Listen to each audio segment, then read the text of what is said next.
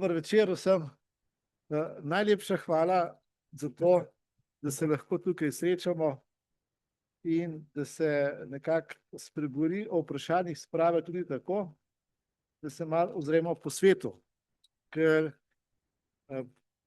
v predstavitvi ste videli, da sem do neke mere malo angažiran kristjan in recimo v Evropi, kot veste, je Slovenija glede sprave v malo kočljivi situaciji, resno vprašanje, ampak tudi marsikje drugje po Evropi je to zelo veliko vprašanje. In ena skupina gibanj, ena mreža gibanj je Skupaj za Evropo, kjer je del tudi tega, da bi živeli v Evropi mičkeno bolj spravljeno znotraj narodov, znotraj držav in med državami in seveda z drugimi skupinami, ki niso krščanske. Kako bi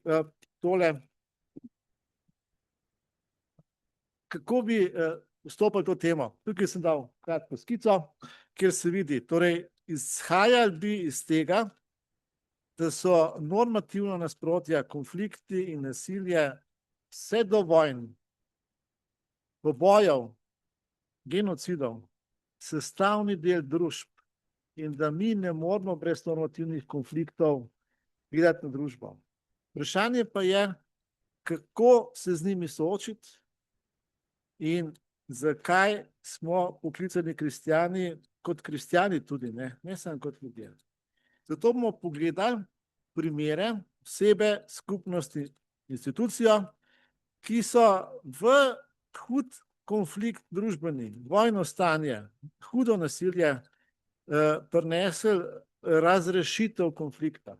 Ker se mi zdi, da je dobro izhajati iz konkretne stvarnosti, ko so kristjani se angažirali ali ko se je cerkev angažirala, in bomo pogledali si nekaj teh stvari.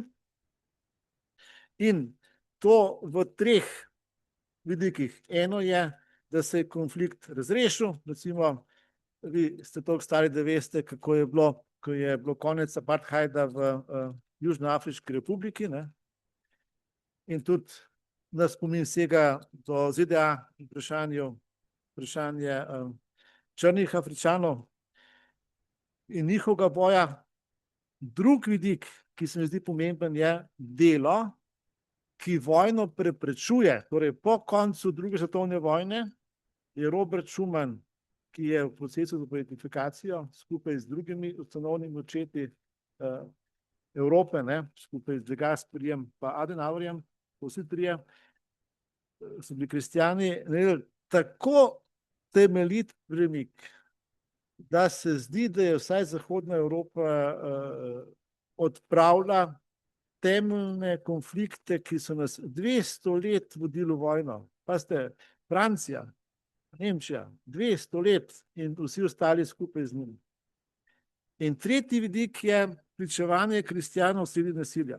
Prav, ljudje, ki so bili kristjani, so sredi nasilja pričevali. In to imamo od nekaterih, ki bomo malo pogledali nazaj v sredino našega bivšega stoletja, do zelo, zelo sodobnih mučencev. Od Evrope, Bližnjega vzhoda, Afrike do Srbije. Hkrati pa ne smemo pozabiti, da so religije, tudi krščanstvo, vzrok spora in nasilja včasih, bodisi, ker so to opričevale, bodisi, ker so celo bili sonasilci. In o tem ste že veliko govorili, vprašanje pravične vojne, to se je dolgo, tako in drugače obračalo. Šele v zadnjem času mislim, da je tudi krščanstvo prišlo do tega, da imamo do to tisto, kar se ne zdi samoumevno, pa ni samoumevno, veste, sploh ni samoumevno. In ko bomo pogledali konkretne primere, si bomo zastavili dve vprašanje, ki nas iz teh primerov, se pravi, ko življenje kaže, ki nas ti primeri učijo za naše življenje danes. Prvi del bo bolj širši, v tem smislu, kakšno krščanstvo je tisto, ki na to odgovarja in spodbuja spravljenost, krepi odpuščanje, torej kakšno krščanstvo pa ne, ker ni vsako krščanstvo za to. Kot veste, je ameriški podpredsednik Američan opravičeval vojno v Iranu zdaj, ne, s krščanstvom in so prišli v zelo hud spor s papežem. Izjemno hud spor s papežem. To je bilo par dni nazaj, ne samo Trump, tudi drugi. Torej, kakšno krščanstvo? In vprašanje, ki je zaključno, je, kaj to pomeni za nas v Sloveniji? Zlasti za vprašanje situacije naše domovine, ker nazadnje mi ne moramo prav veliko druge storiti, morda pa lahko nekaj storimo pri nas. Glejte, veliki premiki, vojne, apartheid, rasna segregacija, genocid in podobno in reševanje. Tukaj imamo te tri slikce, ki mislim, da jih vi večinoma poznate, ne. Zgoraj je Nelson Mandela, ključna oseba za proces, ki je bil v Južnoafriški republiki, kristjan, potem predsednik. V sredini je anglikanski nadškof iz Južnoafriške republike Desmond Tutu, ki je dobil Nobelovo nagrado in Templetonovo nagrado. Templetonova nagrada je iste vrednosti kot Nobelova, malo več finančno, za tisto področje, ki Nobelove nagrade ne dajo. In ta prva je bila ta, ki je dobila Templetonovo nagrado, Mati Tereza. Ko iz duhovnega vira neke, rekel, vere, različnih ver, človek ustvari v družbi nekaj, kar je za svet dobro. Ali konkretno, ali politično, ali tudi nekaj so bili znanstveniki, ne, verski voditelji, torej Templetonova nagrada. Desmond Tutu je dobil obe in spodaj Martin Luther King. Zakaj to gre? Mogoče je dobro začeti z velikimi imeni. Zakaj? Ker s komurkoli v zgodovini sedanjosti nekako naših generacij, malo starejših, odpremo to temo, mislim, da se nekaterih ljudi spomnimo, ker so bili dejansko tisti ljudje, ki ostanejo v spominu in na spomin še stega v to obdobje. Bi šel pa še malo nazaj. Ko sem se z enim prijateljem, duhovnikom, pogovarjal o tem, je on rekel, malo starejši od mene, to, in je omenil leta 1978. Jaz nisem se prej spomnil, nisem vedel. Čile in Argentina sta bila tik pred vojno, za ozemlje čisto na jugu Latinske, torej Južne Amerike, in je Vatikan, papež in Vatikan posredoval in je trajala, veste, dolgo, ne, od leta 78 do leta 84 v Rimu, v Vatikanu in drugje, da so prišli do tega, po posredovanju Janeza Pavla II., da se je spor razrešil s pogajanji in z nekim dogovorom. Kot veste, Janezu Pavlu II. Ni vedno to uspelo. On ni uspel ustaviti vojne oziroma preprečiti vojne v Iraku, pa si je zelo, zelo močno prizadeval in zdaj je čisto jasno, da je imel on prav, ne? In tisto, kar so govorili mediji, ko so lansirali te velike sile, ni držal, ne. Janez Pavel II., kot veste, odpustil temu, ki ga je hotel ubiti, ne. Torej, on je zelo zanimiva oseba glede tega in verjetno moramo pri Janezu Pavlu II. Pogledati v njegovo osebno zgodovino. Mi jo poznamo, ne, ker je tudi sam v tem časih pravil, da je imel veliko prijateljev Judov. Zelo veliko prijateljev Judov. In nekateri so šli zelo težko skozi in niso šli skozi drugo vojno, ampak on je ohranil ta stik, torej kot Poljak za Judi, se to veste, da je Hitler predvsej več poljskih Judov, ker jih je bilo bistveno več po številu pobil kot nemških, ne, tudi Auschwitz je na Poljskem, ne. Druga stvar pri Janezu Pavlu II., ker je zelo pomembna, je ta, da je bil on na meji z Poljsko in na meji z Ukrajino, da je postavil za Evropo zelo pomembno tezo, ki jo Evropa spet ne zna slišati, ne, kaj šele živeti, da mora Evropa dihati z dvemi pljučnimi krili, vzhodom in zahodom. Vzhod in zahod. Verjetno je to ena izmed zelo pomembnih stvari in pri Janezu Pavlu II. Bi najdel še mnoge stvari, ki bi bilo za to reševanje primerno, ampak dajmo se vsaj kratko ustaviti ob teh dveh drugih velikih dogajanjih, ki sicer niso katoličani, ampak ne glede na to, ne. Začnimo spodaj z Martinom Lutherom Kingom, ki, kot veste, so ga potem ubili, ne. Sredi prizadevanja, dokaj mladega, ker je uspel premakniti ZDA iz situacije zelo hude rasne segregacije k temu, da so črnske skupnosti postale del ZDA. Pri tem je zelo pomembno dodati, da on kot baptistični duhovnik, pastor, je seveda osebno črpal iz evangelija, iz krščanstva, ampak je bil skupaj z ljudmi dobre volje, recimo pri njegovem enem teh zelo pomembnih stvari, ko so šli nad Washington, ta pohod na Washington, ne. A veste, tam so bili črnci in belci nekateri. Torej ni bilo, da bi črna Amerika bila proti beli Ameriki, ampak da bi črna Amerika z belo Amerika našla nov način skupnega bivanja. Zelo znan je njegov govor, ki mislim, da je vsaj kakšno točko dobro obnoviti. Tisti govor so mu priporočali, naj tako reče o njegovih sanjah. I have a dream, imam sanje. In tam zapiše, to je res ganljivo, da bi moji otroci in otroci teh, ki so rasisti v naši Alabami, tam je bilo res rasizem, ne, segregacija, se usedli za isto mizo in skupaj jedli kot bratje in sestre. Da bi bili ljudje različnih skupin skupaj, zakaj? Ker si delimo isto dostojanstvo. Veste, čim rečemo isto dostojanstvo, smo do nečesa prišli, in mislim, da se je prav treba ustaviti pri Robertu Schumanu. Robert Schuman, kot veste, ustanovni oče Evropske unije, se je zelo prizadeval za demokracijo. Ampak mi imamo tudi demokracijo, pa vidite, da vse skupaj je bolj, a ne. Robert Schuman pravi, da demokracija je krščanska po osnovi in izhaja iz tega, da je Kristus prvi, torej ne grška, ampak krščanska, da je bil Kristus prvi, ki je gledal na vse ljudi z enakim dostojanstvom, ker so bili vsi ljudje enakega dostojanstva. No, dobro, pa Schuman pravi, da je traja stoletja, da smo tudi kristjani do tega prišli, ampak vendarle, krščanstvo je prineslo prvo to, da imamo vsi ljudje enako dostojanstvo. In ta vidik evangelija je bil pri vseh teh tukaj, ki vidite, ljudi izjemno pomemben, ne. Nelson Mandela, mogoče 3-4 stavke dobro obnoviti, ne.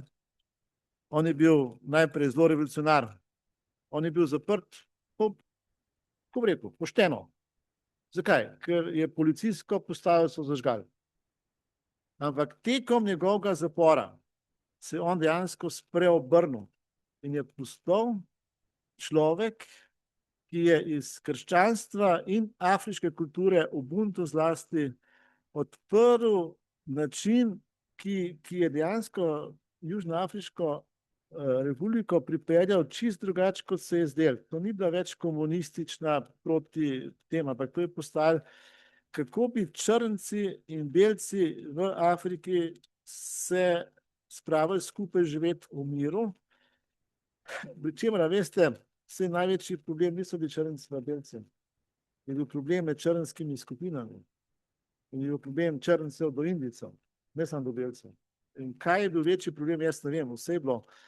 In v ta proces je Nelson Mandela, zlasti pa verjetno Desmond Tutu, Načkov, ki je potem vodil ta proces, ne, ko smo imeli komisijo za spravo, ne, on je to vodil, so vnesli to, da je ključ, kako bi živeli skupaj.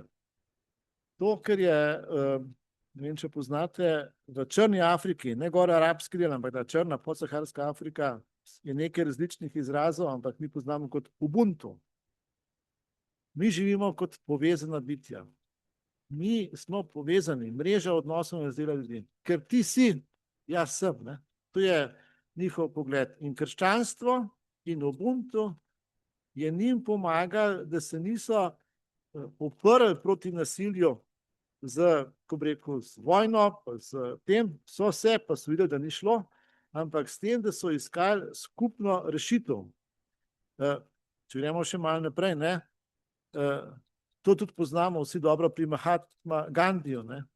On ni bil zoper Veliko Britanijo, ampak Velika Britanija je mogla se umakniti iz Indije, torej proti kolonizmu, in je delal z skupnostjo Indijcev. Je zelo pomembno, da ne gre samo za voditelje, ampak za kakšne voditelje in kako so oni povezani z domovino, z narodom, z državo. Nam je blizu gotovo Janez Pavel II, ker smo bili mlajši, ko smo gor rasli v cerkvi pa v življenju. In on je izdal eno knjigo, ne vem, če poznate, bi jo zelo priporočal, to je v bistvu ena zadnjih knjig, 2005, 2003, mislim, 4 je bila original. Spomin in izsovetnost, kjer se je soočil s tem vprašanjem. Poljska, kot veste, je bila domovina brez države, pa to ni neka majhna Slovenija. Poljska je bila velesila nekaj časa v Evropi, v srednji Evropi, in je še zdaj velika država.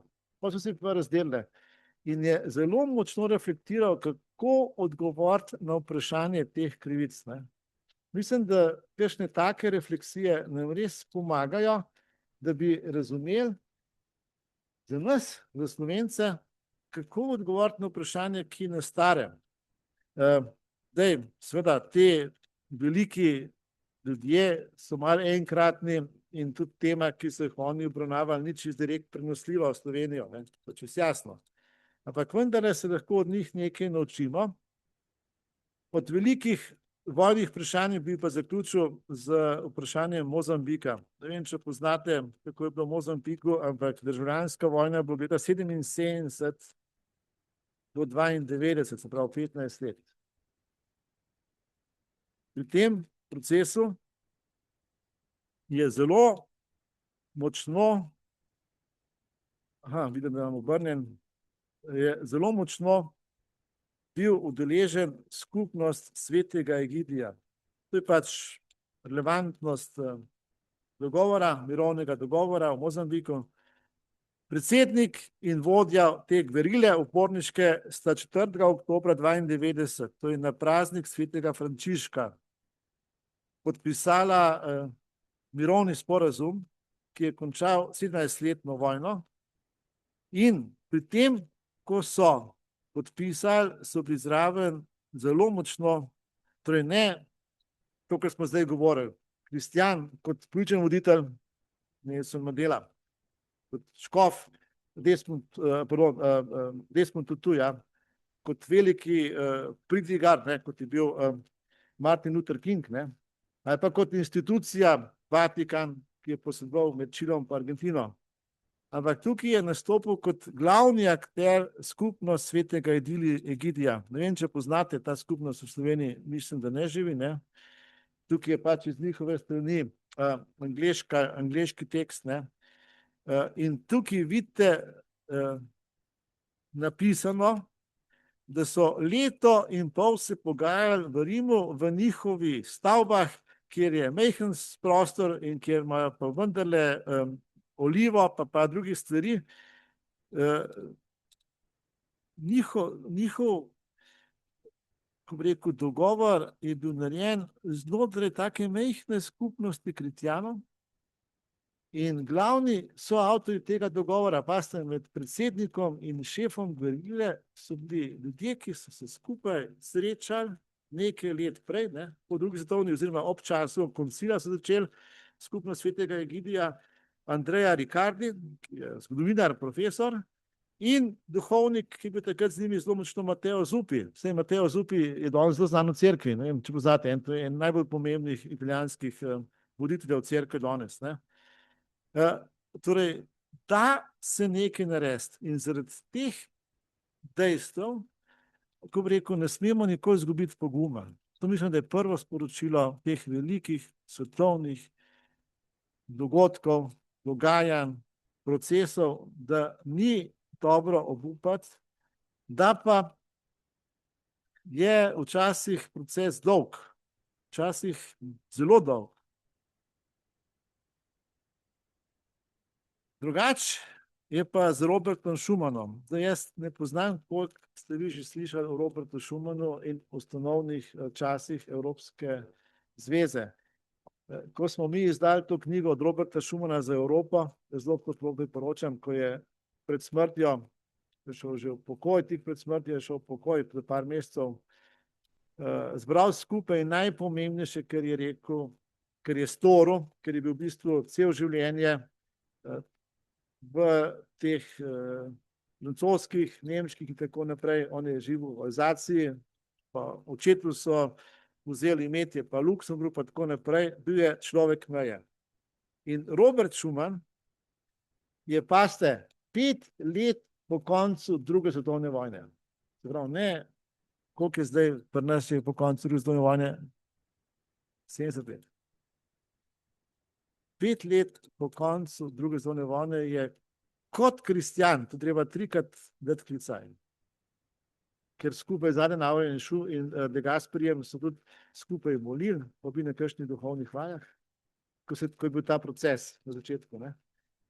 Kot kristjan predlagam, da Francija, ki je bila napadena, in Nemčija, ki je napadla, oblikujeta neko novo skupno institucijo, ker so bili zametki te Evropske skupnosti za premog in jeklo in kasneje Evropske skupnosti in kasneje zdaj to, kar je Evropska unija. Veste, 5 let. On je to pripravil tako skrito, da razen predsednika vlade pa enega ali 2 ministrov nihče ni vedel. Parlament absolutno ni vedel, kaj se dogaja. In je bil to šok. Ko smo to predstavili, slovenski prvot, veste, je francoska ambasadorka rekla, da je bil to tako velik šok, nisem šel preverjati, da so celo mogli še enkrat predstaviti, na prvi konferenci v petek popoldne ni bilo novinarjev. Zakaj je Schuman uspel s tem, da je 5 let po koncu vojne mogel to reči? Vse veste, vse vprašanje evropskih povezav, ni bil Schuman prvi, ki je to želel, ampak nekaj je, ko se intelektualci zberijo, pa pisatelji pa dajo kakšno izjavo. Drugo pa je, ko politik, on je bil takrat zunanji minister, se zaveže v državni sporazum. Seveda, Adenauer je mogel biti za, on je tudi vedel, ampak samo Adenauer, ne pa drugi. Ne. Potem so bili povabljeni še Italijani, pa Benelux. 3 stvari bi tukaj omenil, ker so zelo pomembni, da smo za našo spravo na to občutljivi. Schumana je Gestapo zaprl in ga hotel poslati v koncentracijski tabor. Potem se je en zelo visok častnik zavzel in rekel, ne, bomo skušali njega pridobiti zase, in je zaprt bil v tisti hišnem zaporu pri tem častniku v Nemčiji. Od tam je takrat pa izbežal, je uspel zbežati s časom, ampak je bil predvsem mesecev tam. In za časa tega ujetništva je on razmišljal in se pogovarjal, kako bi po vojni Francija in Nemčija prišle do sprave. Takrat, ko še nič ni bilo videti, da Nemčija izgublja. Je on o tem razmišljal. In že prej. Torej, človek kljub neugodnim okoliščinam, ta, kot je bil Schuman, išče drugačen pogled. Res išče drugačen pogled. Potem mu niso verjeli. On, ki je uspel se potem uiti, pa priti na francosko ozemlje, tam v južno Francijo, je bil ves čas se skrival, mu niso verjeli, kar je pravil. Ampak ne na to. On je imel vizijo in pogum in je potem želel in je dejansko ustvaril nekaj, ki je bilo nekaj popolnoma novega. Ne sme nas biti strah. Včasih se lahko zgodi nekaj popolnoma novega, ker v zgodovini ne poznajo tega načina, kot je Schuman ga predlagal potem. In zakaj ga je predlagal? Ne vemo vsega, ampak 3 stvari gotovo. Ena stvar je ta, ker sem rekel, to je bilo njegovo življenjsko razmišljanje. On je mogel 3krat menjati državljanstvo, ker je bil pod Nemčijo, pa pod Francijo, pa pod Nemčijo, pa pod Francijo. Se veste, Alzacija je šla sem in tja. In je bil res človek meje in iz obrobja, veste, to je zelo pomembno, se včasih vidi bolje središče, kot če se čisto v centru. tisti, ki so na robu, tisti, ki imajo stik z enimi in drugimi, vidijo stvari zelo zanimivo. Slovenci vidimo na vzhod in na zahod. To sem ogromno krat doživel. Mi smo vmes, ne? In Slovenci v najboljšem izrazu, ne? Smo ljudje srečanja mostu. V mičken manj dobrem izrazu smo Slovenci, ker so drugi veliki, nas je strah, ne? Ali pa hočemo biti bolj Nemci, kot so Nemci, in bolj papež kot papeža, ne? Se pravi, vsak narod ima več tipičnih, ko bi rekel, načinov, ne? In ta dialoški princip Schumannovega ravnanja ga je tudi vodil, da je zelo dobro poznal, veste, kulturo in politično obnašanje narodov in držav.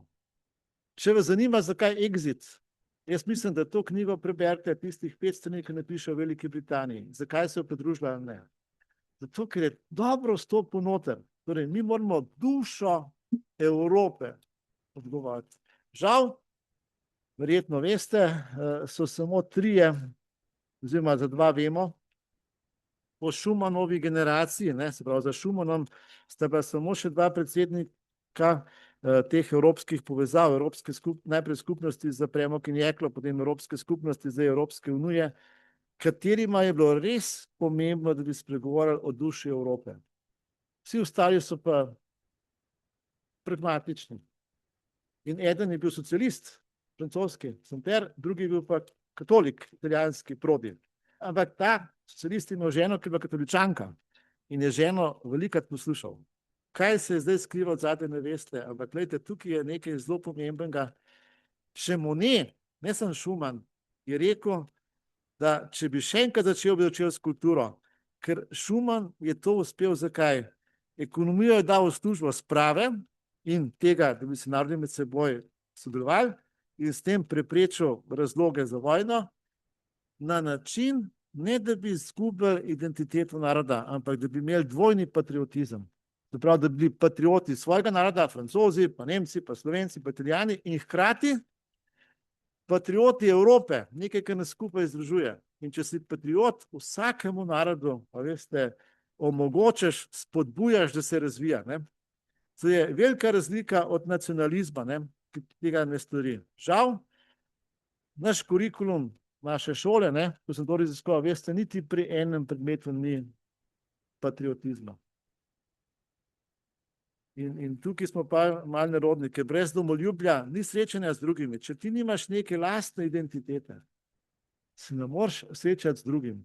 In brez gotovosti v nekaj dobrega v sebi je težko spravo narediti. Ne bo šlo. Nekaj moraš imeti, ampak ne zoper drugega, ampak nekaj, kar ti omogoča srečanje. V tem oziru je zelo dobro, da se spomnimo papeža Frančiška. On je imel, veste, o Evropi 4 govore.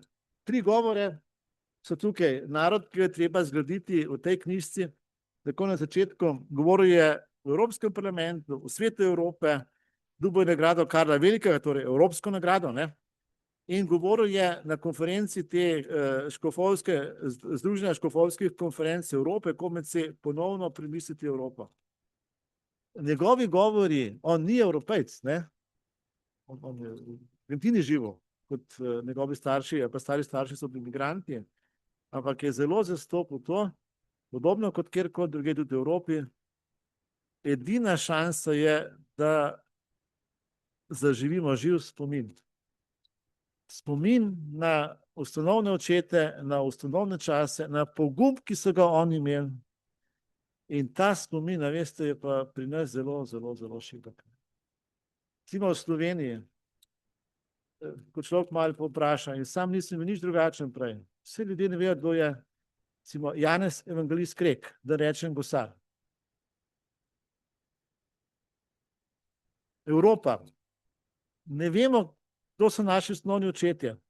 Torej, če želimo se premakniti iz tega, kar je v eno spravljeno sodelovanje, je nujno okrepiti spomin, ampak hkrati, kot živ spomin, ga je treba prečistiti.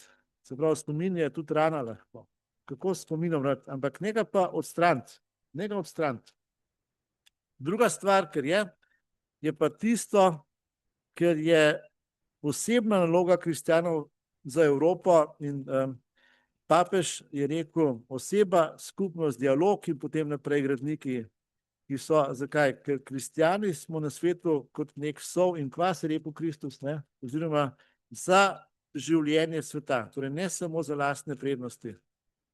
To seveda ne pomeni, da bi nas mogli tepsti, ne? Jezus sam, zdaj so bili velikonočni obredi in tam je del tudi tega, ne? Zakaj me biješ, ne? Ne gre za neko, kako bi rekel, mrtvinčenje, ampak gre za to, da vendarle kristjani smo nekaj prijeli za cel svet, ne? To, kar pravi Kristus, sol in kvas. Zdaj, ti procesi imajo nekaj, se mi zdi, skupnega in je dobro se ustaviti ob tem skupnem. Preden bomo šli k pričevalcem. Nekaj pričevalcev, te dva najbrž vsi poznate, Maximilian Kolbe pa Edith Stein, ne, sozavetnica Evrope. Preden gremo k pričevalcem, je iz teh velikih družbenih procesov dobro se malo ustaviti pa narediti refleksijo. Kakšnega voditelja je dobro torej podpirati, prositi znanega, moliti za voditelje, ma ne kakršnega koli. Vsi ti so bili vodeni voditelji. Prvi res v zgodovini voden voditelj je bil Mojzes. Mojzes je bil voditelj, ki je Izraela izpeljal iz sužnosti, ker to je dela za pravičnost, da pripelješ k svobodi, ampak Mojzes ni iz sebe črpal, ampak je bil voden voditelj, ves čas v tej komunikaciji z Bogom.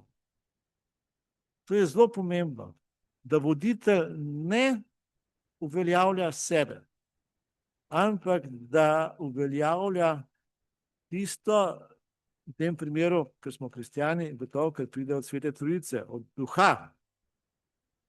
Druga stvar, ki je zelo pomembna, in že pri Mojzesu je bilo in pri vseh teh, veste, da ni sam in da nima idejo, ampak da je globoko ukoreninjen v skupnosti, v narodu, v kulturi. Ta kulturni vidik je tako pomemben.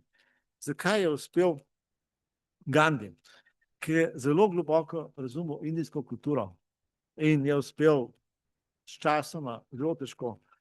In kot veste, vsaka kultura ni samo en del, ima kompleksne stvari. Gandhija je ubil hindujec, ne, fanatik. In v vsaki religiji imate tisti del, ki stoji in tisti del, ki je zelo problematičen. Ki je res zelo problematičen. Ni dobro, slabo, ne. Torej, kultura, zgodovina, in je zelo zanimiv, da nekateri dajo temu večji pomen kulturno-zgodovinske analizi kot ekonomske analize, ne? Ker mi smo, kar smo zaradi zgodovine in zaradi kulture. To nas dela našo identiteto, tudi nas Slovence, ne? In seveda tudi zaradi tega trpimo. Vprašanje slovenske sprave je vprašanje odnosa do zgodovine, ki smo ga zelo, ne samo zaradi desetletij komunizma, ne, ampak tudi potem, ko smo bili v demokraciji malo narodno nagovorjeni in se zdi, kot da smo neki, da se nekako vrtimo v neki slepi ulici in da ne znamo ven stopiti, ne. Torej, ampak ne moramo zunaj. Skupnost pa ni samo tista, ki podpira, ampak so soudeleženi v procesu, ne. Torej, voditelj, skupnost, kultura in zgodovina. In še ena stvar pri vseh teh stvareh je gotovo vsi ti, ki smo jih zdaj našteli, ker je vprašanje krščanstva v teh procesih, so bili globoko duhovni na evangelijski način. To niso bili ideološki kristjani, to so bili življenjski kristjani in so dali. In pogledajte, ko govorimo o življenjskih kristjanih, se pa dobro ustaviti o pričevalcih, zato bomo vprašanje procesa, načina malo kasneje se lotili, ko bomo šli čez pričevalce. Včasih ni mogoče, da bi se to, kar smo zdaj pokazali, kar se je zgodilo, ne, to niso ideje, to so dejstva, to se je zgodilo, da bi v neki skupnosti, v neki državi po narodu prišlo do tega. Se lahko želimo, ampak mi nismo gospodarji zgodovine, da bi lahko določili, to je, to pa ni. In zato včasih je najbolj pomembna stvar krščanstva to, da se preprosto pričuje sredi nasilja. Morda je dobro pri teh dveh začeti. Zakaj? Ker jo poznamo, ne? Maksimilijan Kolbe je v Sloveniji dovolj znan in vsi vemo, da je Maksimilijan Kolbe bil lahko ostal verjetno živ dlje časa, ampak je namesto nekoga stopil v vrsto. Mimogrede, a ste slišali za Izidorja Završnika? Vi ste slišali, ne? Mi imamo tudi Maksimiljana Kolbeja, sam je čistih. On je stopil na mesto nekoga v vrsto, čist neznanca. In ta neznanc zdaj je potem pričeval, da je stopil. Duhovnik Celjske škofije. Kaj je tega vodil in kaj je Maksimiljana Kolbeja vodil, to je možno edin, če je človek globoko utemeljen v veri. Drugače je verjetno najmogoče. Torej, imamo še katere druge, ki niso tako znani, ne? Ampak tale, veste, celjski učenec Izidor Završnik je pa res zelo zanimiv, ker je točno isto dejanje kot Maksimilijan Kolbe, ki je tako znan, storil povsem v tišini. Ker Maksimilijan Kolbe kot duhovnik je bil, veste, on je veliko že prej storil, tako da je bil znan poljski duhovniški voditelj, ne? Druga je pa Edith Stein. Ne vem, koliko poznate zgodbo Edith Stein, Judinje, ki se je potem ob filozofiji, torej intelektualno spreobrnila, je postala zelo pomembna filozofinja. Takrat sicer žene niso imele še dostopa do nekaterih stvari, ampak je pisala izjemno. In potem je vstopila med Karmeličane, tako da jo poznamo tudi kot karmeličansko nuno, tukaj je njena slika. Potem se je iz Nemčije, kjer je živela, umaknila na Nizozemsko, ampak to ni bilo dovolj in so jo pripeljali v Auschwitz, pardon, v Birkenau, ne, to je tisti uničevalni del Auschwitza, ne, ker Auschwitz, kjer je Kolbe umrl, je tista kasarna, ki so jo predelali. To drugi logor, ne, drugo koncentracijsko taborišče je bilo pa prav uničevalno, tem, ker so te peči, ki so jih sežigali potem, pa ki so jih skušali uničiti, ne. Ni čisto jasno, v kateri od tistih barak je eno noč preživela, preden so jo potem ubili, ampak je bila takoj ubita. Edith Stein, ki jo je Janez Pavel II. Izjemno cenil, tudi kot filozof, ne, se je bral iste vire. Schillerja, Husserla, Janez Pavel II. Kot etik, ne, filozofija, teologija, etika, to je pa njegovo področje predavanj. Prav vsebinsko tudi, predvsem pa, ker je tam zraven živel, Krakov, to je blizu Auschwitza, blizu Auschwitza. In zanimivo, zakaj so to ženo imenovali za sozavetnico Evrope. To je res zelo zanimivo, veste. Jaz ne vem odgovora, zakaj. Dve stvari se mi zdita pri tem res zelo pomembni. Edith Stein je napisala duhovno oporoko. In v tej duhovni oporoki zapiše, da svoje življenje daruje za Nemčijo, ki jo je ubila. In to je isto, kot je Štefan storil, prvi mučenec po Kristusu. On je pričeval pred Savlom in je Savel postal Pavel. To so res mučenci, ki stojijo za tem, da darujejo svoje življenje. Veste, ko je vprašanje pobojev v Sloveniji, če bom malo preskočil zdajle sam, niso, to, da so bili pobiti, je krivica za vse. Ampak med njimi, torej niso vsi, ampak nekateri med njimi so res mučenci, ki so šli svobodno in darovali življenje.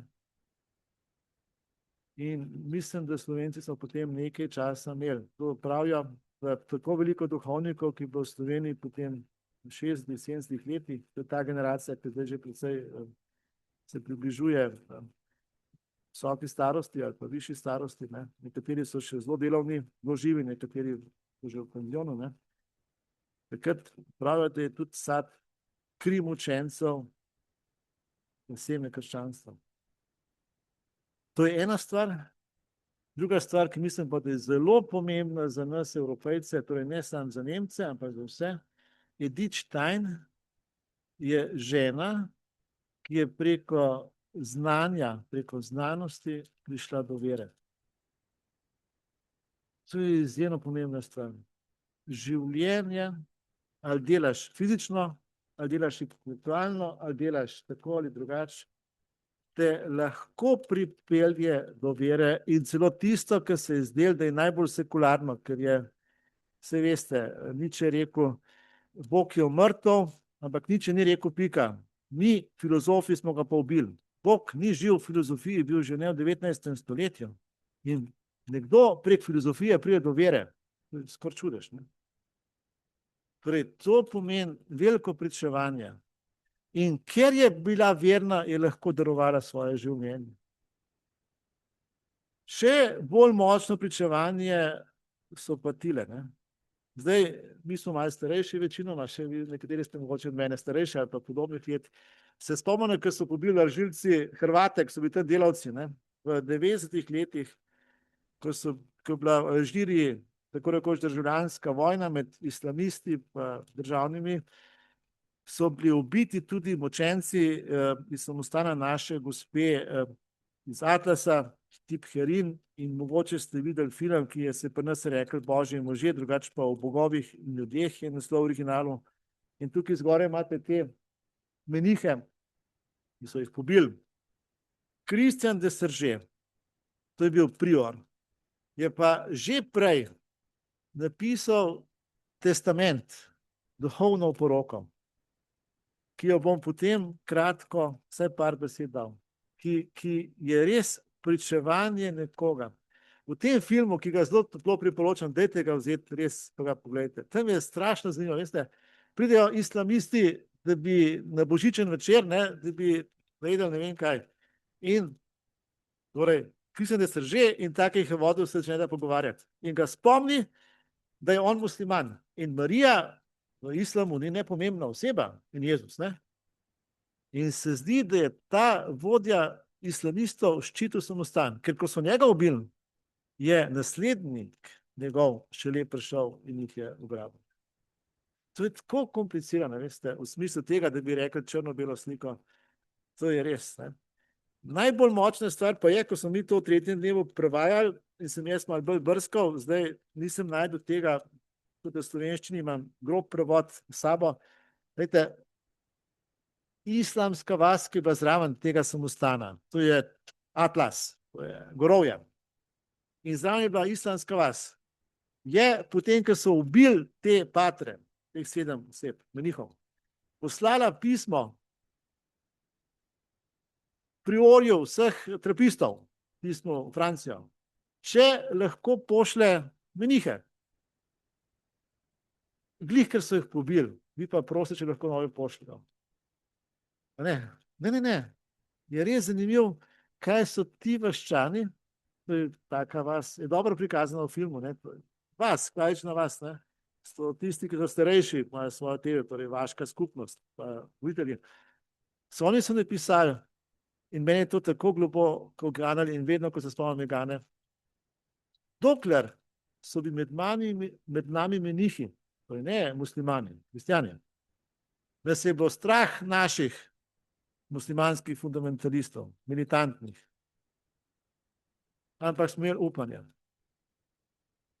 Zdaj, ker menihov ni, nas je strah, ampak nimamo upanja.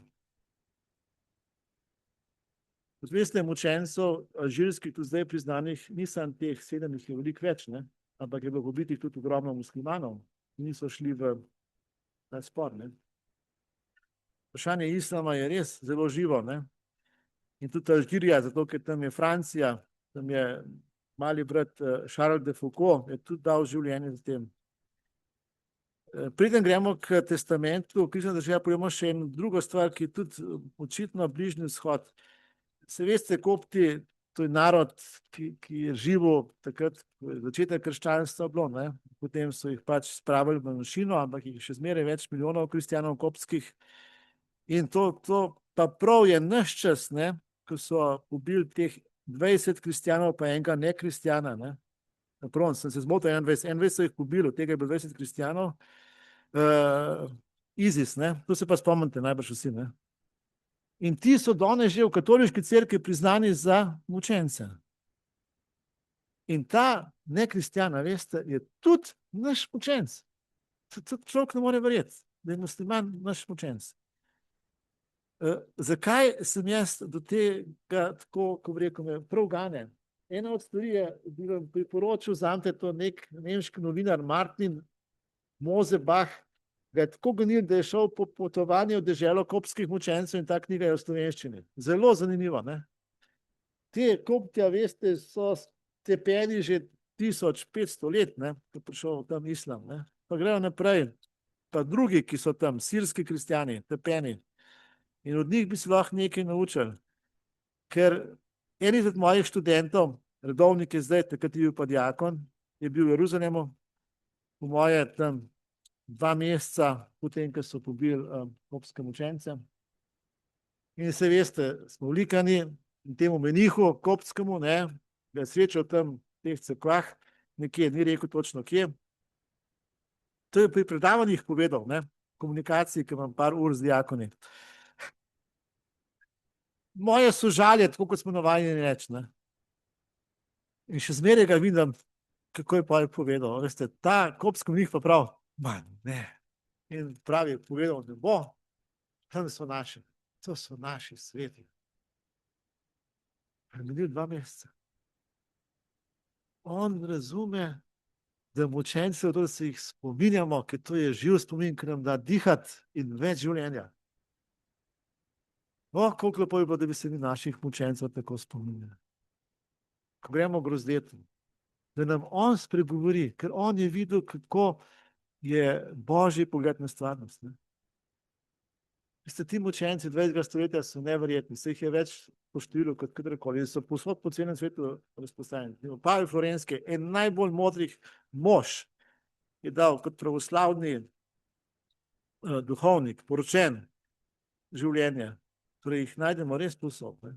In ti mučenci kažejo nekaj zelo pomembnega. Zdaj pa pogledamo še 2 pričevalca, torej to, ker je Christian de Serže, da bomo mogoče 5 minut čez nehali, ne. Glejte, Christian de Serže, ta testament je tako dober, da se je postavil. In drugo pričevanje, to je pa Immaculée ili Baziga, ki je preživela genocid v Rwandi. Knjiga je, kot vidite, v slovenščino prevedena, jo res vzemite, izjemno zanimiva ženska. Takrat je bila še dekle, potem se pa pač rasla gor, ne. Torej, Christian de Serže, sam par.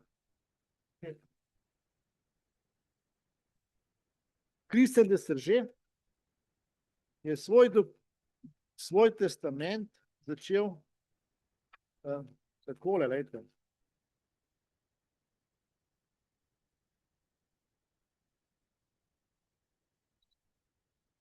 Naslovil ga je Reči z Bogom.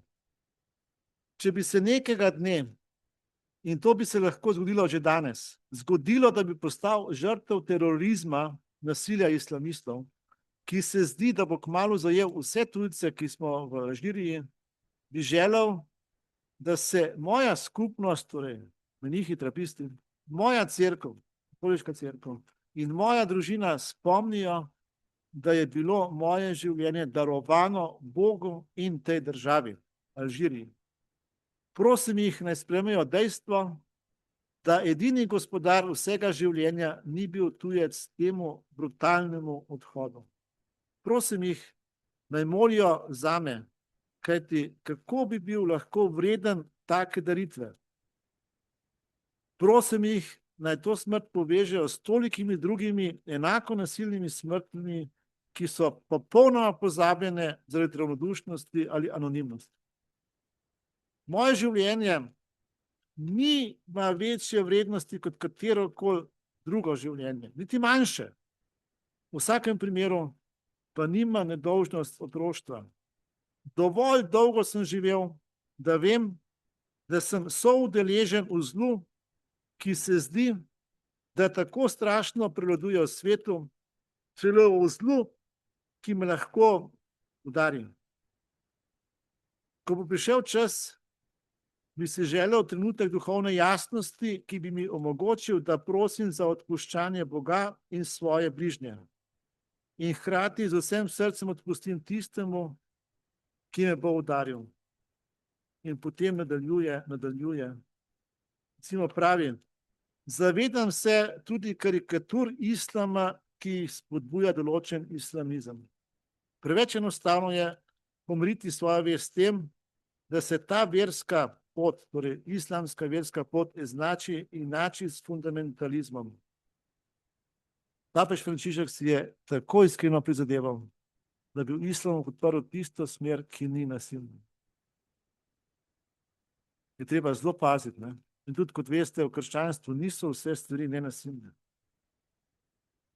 In tukaj govori, da bi potopil svoj pogled v očetov pogled, da bi skupaj z očetom, z Bogom očetom gledal na otroke njegove, se veste, Judje, kristjani in muslimani so si blizu, celo po krvi. Izmael je bil drugi sin Abrahama. Ezau je bil brat Jakoba, torej smo bratranci.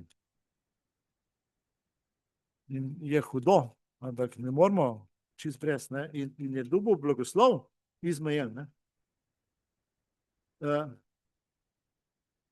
In res prosi, da bi njegova smrt bila za življenje Alžirije. Vete, ti učenci nas učijo, da so imeli radi tudi tiste, iz katerih skupnosti so prišli tisti, ki so jih ubili. Oni so imeli radi Alžirce, Liechtenstein, Nemčijo, Nemce. In ni bila zoper odpuščanje. Torej, ta testament Kristjana de Sarzerja, to je res nekaj, ob katerem mislim, da bi bilo dobro se ustaviti ob slovenski spravi. Zato, ker tako globoko seže v srž krščanstva. Enako kot vprašanje drugih mučencev, ne. Vsi so bili mučenci v različnih stoletjih. In to pričevanje je res močno. In predno gremo k zaključku, še pričevanje te, nimam knjige, vidite pa knjiga Preživela, pričujem. V Randi, ko je bil genocid, je en pastor, ne katoličan, imel v svoji tisti hiši noter kopalnico, kjer je sprejemal ljudi, in v tisti kopalnici je, ne vem, zdaj 12 ali 14 žena, mlajših dekleta pa žena, skrival ves čas, več mesecev, ker so zunaj pobijali. Njih je skrival. Se je zgodilo, da njegov sin pride, ki je tudi pobijal. Kje je ta? Njenega brata smo ubili, očeta smo ubili, mamo ubili, njo nismo. Kje je ta? Njo še nismo. In je slišala skozi vrata kopalnice. Jih je skrival. Se pravi, druge krščanske skupnosti in druge etnične skupnosti, se veste, to so bili Tutsi pa Uni, ki so se med sabo ubijali. In potem je ta Immaculée uspela prek francoskih mirovnih sil se umakniti, tako da je preživela, ker tudi pojko je bilo konc, še ni bilo konc, ne? In je preživela. In je zanimivo, ker tukaj zadaj je afriška kultura. To nekatere stvari imamo mi malo težave, veste, je brat v sanjah sporočil, da mora se spomniti drugače, da ji spomin ne bo krvavel. In iz tega in iz lastne vere je šla, veste, javno je odpustila tistemu, ki je ubil brata. Je šla v zapor. So slišali, vodili zapora. Kako je to bilo mogoče? In vse, kar pravi, samo zaradi vere. Ta žena, potem se je poročila, pa živela v Ameriki, je vodila v Združenih narodih pa določene projekte, zdaj jaz ne vem, ko je zadnjih 10 let, ampak tukaj v zaključku knjige vam res priporočam. So k njej hodili ljudje, ki so preživeli holokaust. In so ji rekli, 40 let, 50 let trpim, ker se ne morem pomiriti na izgubo. Greste v Krakov, mi smo bili v eni sinagogi, tam so pa napisi, ne, spominski napisi, dveh bratov sta izgubila 99. to je hud spomin, ki nas teži. In se vpraša, kaj lahko storim jaz, da me ta spomin ne bo težil. To je strašno pomembna stvar sprave, da bi mene, ki sem tisti, ki trpim, nekako, da je prišel do miru. In so jo poslušali. In je vodila veliko skupin, oziroma veliko teh dogajanj, kjer bi ljudje, ki so bili takrat do leta 90, pa malo čez, prejšnjimi leti, ker je bilo še živih nekaj teh, ki so šli skozi koncentracijsko taborišče in so imeli bližnje tam, ker to je zelo pomembna stvar, da tisti, kateri doživi krivico, pride do enega miru, torej ne samo, da odpusti, ampak da se v njem nekaj zgodi. Ta knjiga pokaže, da krščanstvo ima moč, da lahko pomaga ljudem, ki trpijo. Neverjetno. Ima Kole ili Vagiza preživela, da pričujem. Ko to bereš, te malo gane. In res privoščiš vsem, ki so doživeli krivico, da bi prišli do miru. 40, 50 let so iskali mir. In popisala nekaj srečanj z ljudmi, ki so po holokaustu tako živeli. Kaj storiti, da bi doživeli mir?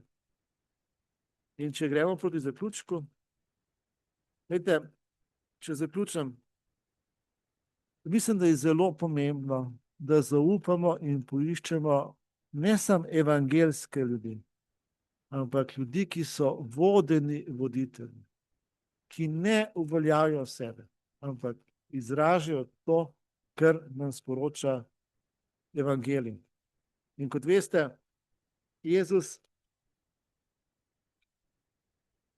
je šel skozi hudo trpljenje, ni šel skozi najhujše trpljenje, nekateri so bolj hudo trpeli, ampak ne smemo nikoli pozabiti, Jezus je pravzaprav moral umreti, da je prišel do Adama in Eve, da je tako umrl, da so mi tako uredili, da umre, to je strašno vprašanje. Ampak je mogel vstopiti do Adama in Eve, to, ker je apostolska veroizpoved, šel je v Šeol, predpekel, da se je srečal, Torej, nekateri ljudje pokažejo, da je večno življenje tisto, zaradi katerega tudi, če umreš, greš dalje. To so mučenci ves čas pričevali, vseh stoletij. In kristjani ne smemo tega pozabiti, da večno življenje, tudi če končaš to življenje, je tako močna stvar, da je močnejše. Ne se zaslepiti samo s pogledom v ta svet. Druga stvar, ki se mi zdi zelo pomembna, je, ne samo Šuman, vsi ti, ki smo o njih govorili, in ta Kristjan de Srže, ki je vodil to skupnost menihov. In potem so se kot skupnost odločili, da ostanejo. Ni on rekel, ostali bomo. Ne. Tisti večer je rekel, danes bomo ostali, ker je bil Božič, ker je bil praznik. Potem so se posedeli in kot skupnost menihov pogovarjali. In ta film lepo pokaže, veste, da to ni bilo enostavno pri ljudeh. Ljudje bi to enormno naredili. So se pa odločili, torej, prepoznati duha skupnosti. Jaz mislim, da je dobro prebrati Trstenjakovo delo o mentaliteti Slovencev. Nam bo veliko pomagalo. Pa ne samo to, da smo delovni pa pošteni, ampak tisti, ker je malo manj prijeten del Trstenjakove analize. Jaz sem enkrat bil povabljen, pa sem potem to malo bral, pa ne morem veliko reči, ampak me je zelo zadel, ko je dunajski profesor in Trstenjaka vključen, mislim, da Rigler zapisal, da smo Slovenci nevrotičen narod. Mi smo malo preveč tako, Malo bi se mogli sprostiti, bilo boljše. Torej, to je stvar, znotraj katere, vse veste, v Sloveniji se dela samomore, v Srbiji se pa ubija, da Srbi so navzven, mi smo pa navznoter. Tretja pomembna stvar je, da je res treba poznati kulturo, in če rečem kulturo, pomeni po eni strani zgodovino, po drugi strani sedanjost in predvsem, da vera se živi znotraj kulture. V Afriki je to Ubuntu, pri nas je to, kar je. In kot je rekel Truhlar, ko rečemo kultura, a veste, je tudi ta Truhlar izraz zelo pomemben. On je bil tudi pesnik, ne samo teolog. Zasuti vodnjaki. Vodnjake, ki jih imamo in iz njih ne moremo črpati vode, ker smo bili nepazljivi, ker so drugi nam delali krivico, to res, ne? Ampak so zasuti. Zato zdaj jamramo, da so nam onemogočili drugi. Zdaj je edina šansa, da se stopimo skupaj, pa skopljemo nazaj jamo, ker voda od spod je. Mi smo že imeli vodnjake. Torej nazaj živ spomin na to, kar je dal dihati ljudstvo. Na te velike ljudi preteklosti, ki so nam omogočili marsikaj tudi, ne? Zgodovina, veste, se ne more zbrisati. Zgodovino tisti, ki rečejo, gledajte malo na naš drugi del Slovenije, ki je postkomunističen komunizem, ne? Kako bi oni kaj pozabili? Nič ne hoče pozabiti. Oni se morajo ves čas spomniti. Človek ne more se ne spomniti. Lahko se pa na različne načine spomniti. Če rečejo pozabite, oni ne bojo pozabili. Ker človek ne more pozabiti. Človek se lahko spomni s takim pa drugačnim načinom, kako poiskati spravljen način na zgodovino. In mislim, da tukaj se lahko še veliko učimo. Torej, kako očistiti spomin, da bo spomin tisti, ki je. Meni so veliko pravili tudi Argentinci, veste, ti, ki so doživeli, so večinoma odpustili. Ma njim pustimo, da mir gre naprej. Ne smemo preveč drezati te zadeve, kljub vsem težavam. In da treti glas tistim, ki so pričevalci, ne tistim, ki so morilci. Papež Frančišek je imel zelo zanimiva vodila in zdaj morajo kardinali to brati, ker to je v tem Evangelii Gaudium napisan, precej pomemben. Ta 4 vodila, 3 sem zapisal. Pravi, čas je pomembnejši kot prostor, torej dajmo spodbujati procese. Dajmo procese spodbujati. Skupaj, sami ne moramo, torej tiste, s katerimi skupaj živimo, procese. Drugič, iskati edinost, ker je edinost nad konfliktom, ker pomeni, kaj nasprotja so, torej iskati tisto, kar nas povezuje, močneje, kot nas stvari med seboj ločujejo. In videti, da je celota več kot vso delo, torej ko si skupaj, je to več kot imaš en, pa drug, pa tretji, pa četrti del, pa se šteješ, ne?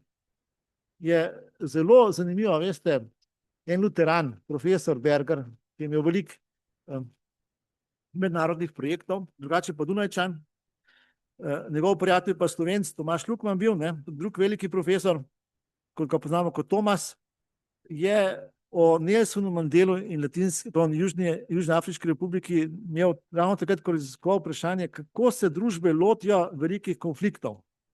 In to je že skoraj zaključek, mislim, da je to zelo pomembno spoznanje. On je ugotovil, da se družbe lotijo na 3 načine konfliktov. Tisti, ki so nerešljivi, in tisti, ki so rešljivi, se ločijo na 3 načine. Kot vsi vemo, v Bosni je bilo nerešljivo, ne? Niso se mogli Srbi, pa Bosanci, pa Hrvati izmeniti. Evo, ZDA jih je pobrala, dala v Dayton in so mogli napisati Daytonski, sprejeti Daytonski. To je imperativna medijacija. Od zunaj, 2, ki se ne morata zmeniti za dediščine, sodnik od zunaj odloči, ne? To je imperativno od zunaj, ne? Druga medijacija je to, kar je pogosto, ne? So različni interesi in naredimo nek kompromis. Kompromis pomeni, da vsak malo popusti, pa nekaj gremo dalje, ne? To recimo glede plače, delodajalci, glede mnogih stvari, sploh v demokraciji, je kompromis način. Ampak on pravi, najglobji stvari pa človek ne more pragmatično reševati. In on pravi, da Nelson Mandela je bil institucija dialoškega principa medijacije. Torej, dialoški način reševanja konflikta je pa tisti, ko se skupaj ljudje zberijo, da se res pogovorijo, ker imajo interes, da bi skupaj šli. Če nimajo interesa, ne bo šlo, ne? In Belci so imeli interes. In je zelo zanimivo, veste, belsko gospodarstvo je imelo interes. Ne sem, to je prosim, ni bilo samo nekaj dobro, drugo pa slabo, ampak vsi so imeli interes, da bi se premaknili nekam in so naredili sporazum, Nelson Mandela pa de Klerk kot Belc, ki je takrat vodil. V dialogu so oblikovali neke vrednote, ki jim omogočajo, da 2 prej sprti skupnosti gresta naprej drugače, ker najdeta nekaj, kar jo povezuje močnejše, kot nasprotja med seboj delijo. To je bistvo dialoga, ne samo srečanja, ampak možnost, da se nekaj novega ustvari. Torej, za Slovenijo, da smo šli že malo čez, bi človek predvsem želel, da se dialoško res srečamo, ne? In tole zadnje, čisto kratko, dialog pomeni pa, da smo nekje ukoreninjeni. To je že Janez Pavel II. Čisto jasno pokazal, veste, če nisi ukoreninjen, ti ne moreš biti dialog. Če človek ne ukoreninjen, pa bo drugi s tabo tako ravnal. Ne moreš biti ukoreninjen, ampak ne pa zaprt, torej odprtost in ukoreninjenost. In dejstvo se prizna, ni, da pozabimo resnico. Druga stvar, ki mislim za pomembna za Slovenijo, je to, da bi res prisluhnili učencem in ne bili preveč usmerjeni v to, ker je tudi potrebno glede pravične državljanske pravičnosti. Tretja stvar, ki je prav, jaz mislim, da moramo prositi duha za pogum in zaupanje. Vsi poznamo Fatimo po prikazovanju Marije, ne? Jaz mislim, da je bilo zelo dobro, če bi v Sloveniji naredili svetišče angela. Katerega angela? V Fatimi, veste, ne, se je prikazal en angel in tisti angel je pa rekel, kdo je. Jaz sem angel Portugalske. Vsak narod ima svojega angela, ki ščiti. Vsaka skupnost ima svojega, ne samo angeli varuhi, ne, posameznega človeka, pa skupaj, ne, da bi naredili svetišče, kjer bi skupaj prosili za slovensko spravo. Žal, veste, je težav veliko, ne, in ta naš spomenik sprava je tako brezizrazen, da ne vem, če nas bo več pripeljal. Sprava mora biti nekaj osebnega, nekaj skupnostnega, nekaj, kar se prizna. Ne. Žal, no tukaj nekako se zdi, kot da smo se zavrteli v en tak vrtinc. In lih zato se mi zdi dobro, da prisluhnemo tem, ki so uspeli v nekem prostoru narediti preboj. Zakaj? Da ne obupamo, da ne gre. Ja, če njim šlo, bo mogoče nam šlo, mogoče rabimo več časa. Drugič, da se pustimo navdihniti, navdih dobiti. Ne? Navdih pomeni pa, da od nekoga pride, da ni iz tvojega tuhtanja, ampak da se pustiš navdihniti. Tretjič, da nekaj principov tega procesa sprejmemo. In en izmed principov je, da to ni stvar ideje, to je stvar življenja, to je stvar pričevanja in poguma, ne, upanja. Kdo je pravzaprav tisti, ki da kristjanom pogum in upanje? Sveti Duh, ne? In prideš pa k molitvi.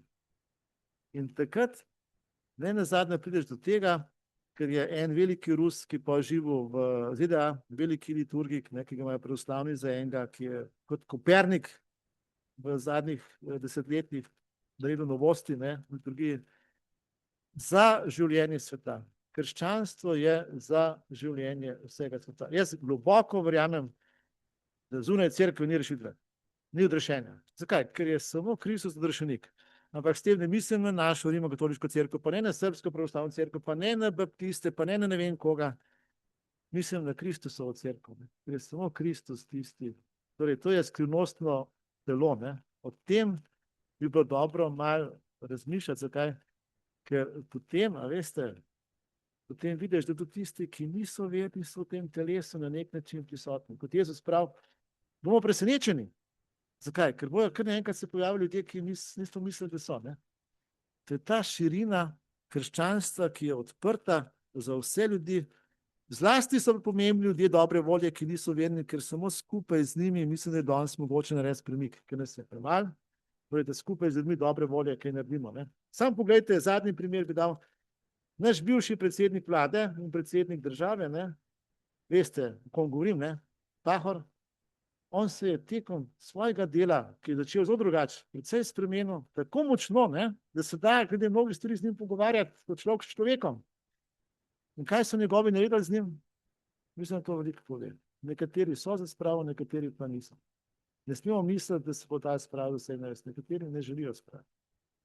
Nekateri pa lahko pridejo, tudi če njihove izkušnje šibko, če se pustijo procesu, da vstopijo preko teh težav. In mislim, da Pahor nam lahko da za razumeti, da je marsikaj možno. Ne? Druga stvar, ki bi opozoril, pa nisem rekel, je pa recimo literatura.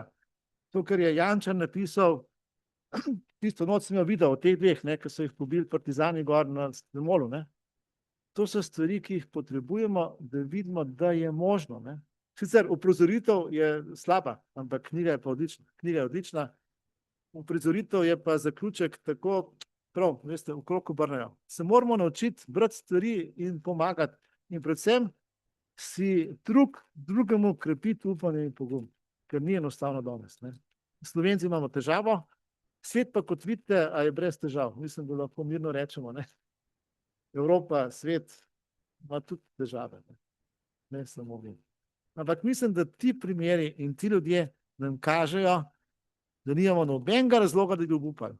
Imamo pa veliko razloga, da si moramo skupaj stopiti, da se krepimo upanje, ker je čas težek. Ker je čas težek, torej kako si krepiti upanje in počas graditi. Veste, včasih je to, kot je papež Ratzinger, torej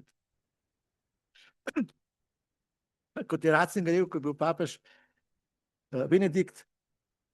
Včasih je krščanstvo kot majhno drevesce, ki še potrebuje leta. In nič ne pomaga, da puljš drevje ven. Moraš pustiti drevesu, da leta in leta raste, da pride do sadov.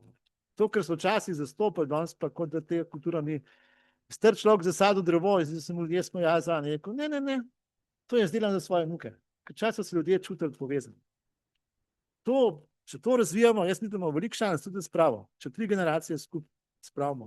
In vsi ti, ki smo v njih govorili, so to globoko razumeli, ker so skupnost poslušali. To bi rekel, pa res najlepša hvala